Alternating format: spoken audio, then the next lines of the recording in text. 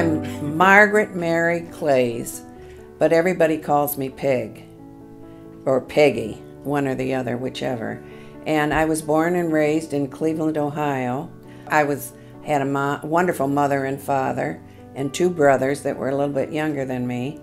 And we grew up on the west side of Cleveland, Ohio. My father was the welfare director in Cleveland, which was an interesting job, which always made me want to get into social work or something. But anyhow, we went to Catholic schools all our lives. I went to St. Stephen's grade school, and then I went on to high school and college. Graduated from Ursuline College in 1951 and immediately joined the Marine Corps. It was an unusual time. It was the Korean War, and they were looking for college graduates for officers training school. So my best friend and I decided to give it a whirl. We fell in love with it, and we were commissioned second lieutenants. And I had some fantastic duty. I was in for 5 years. I was stationed in San Francisco, Pearl Harbor, Hawaii, and Seattle, Washington before I got out. While at Pearl Harbor, I met Don, my husband-to-be. We were married in 1955, but we met there and fell in love and married, and I moved here to South Bend in 1955, and I've been here ever since. Well, Don was a native of South Bend, born and raised here, and his father owned Claeys Candy. I don't know if you're familiar with that. Chocolate Charlie and the hard candies and everything. And Don's father started the company, and incidentally, this year will be their 100th anniversary of being in business. My husband and Jerry did a great job with the company, and Greg, my nephew, took over, and he helped expand it. And now it's still going very, very well. Well, Don was a graduate of Notre Dame to begin with. And that was during the war, at the tail end of World War II. He was at Notre Dame in the NROTC program. And it was right at the war, near the end of the war. And he became an officer through the Navy.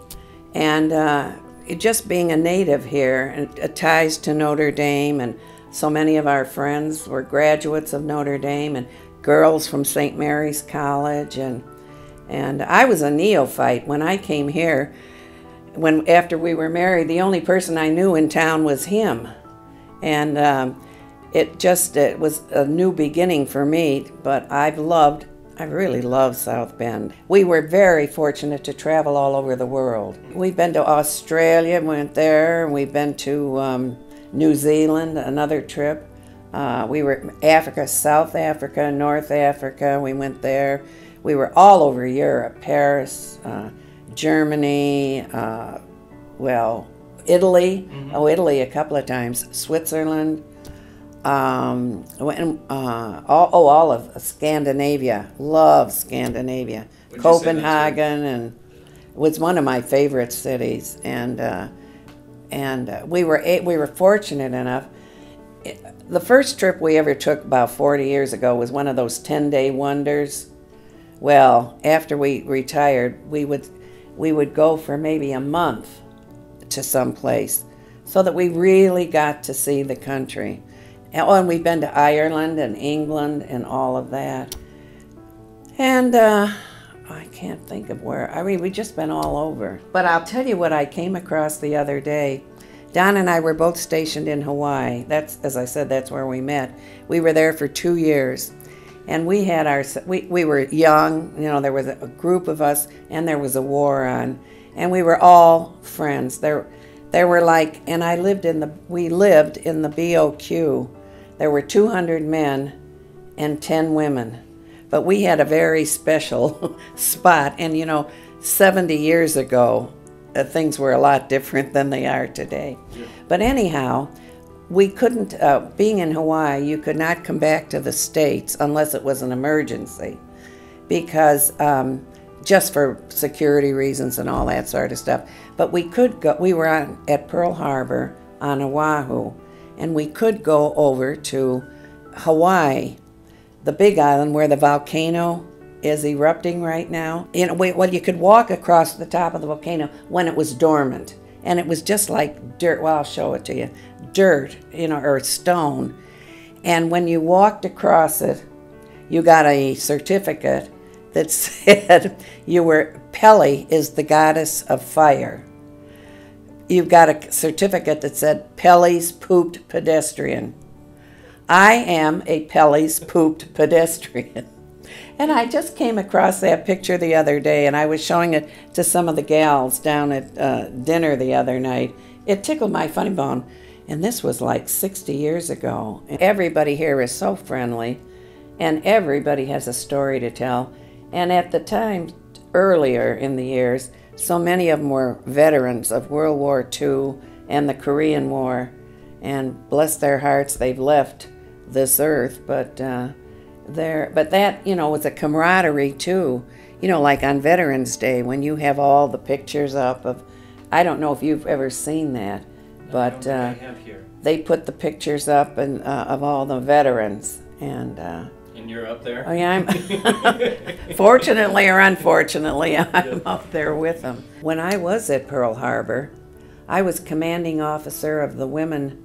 Oh, I forgot to tell you that. Yeah. When they sent me over there, I just became a first lieutenant, and they sent me. They hadn't had women at Pearl Harbor since World War II. So they sent me as commanding officer with 120 enlisted women. They built these new barracks for us, and that was my job. So it was up to me. And, you know, 22, 23 years old at the time, and some of these women were older than I and veterans of World War II. So how do you know, how do you act to that? But they were so wonderful, and your master sergeants and and they all had jobs. They were motor corps and office jobs and just all sorts of jobs. And but with the front, you know, after work we'd go to work from 9 to 5, and then after work we'd come back and we'd go down. Everybody would meet down at the bar and have a drink, and then sometimes we'd go out to dinner, or else we ate in our own mess hall. Well, it wasn't a mess hall, but it was good. And so that's it was the highlight of my life, other than marrying Don and living here. But it was a great time. I compare this place to the Marine Corps for the simple reason of camaraderie. I really feel that. And when we were over there, we were all friends. We helped each other. And here, the camaraderie is sort of the same way, and we all have each other's back. And if something happens, somebody's been through this, somebody's been through that, and we're right there. Not to be nosy, but to be there because we care for each other.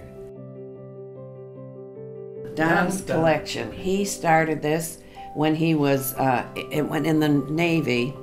And this one, I'll just point this one out. This was one of the first ones. This one here, it's a cloisonne, and there's and he got it with a couple packs of cigarettes. During the war, you know, the Japanese and Chinese were desperate, and they wanted cigarettes, and there were about 3 vases. I've given some to my nieces and they're going to get all this when I go to the next world. But these, and as I say, we picked them up on different trips all over the world. And some are the art fair pictures, Leaper Art Fair, and are places that we've been if we go somewhere. And he loved doing it. And sometimes we'd sit out in Italy or some such place waiting for an art gallery to open, so that he could go in and buy that vase. I tell you.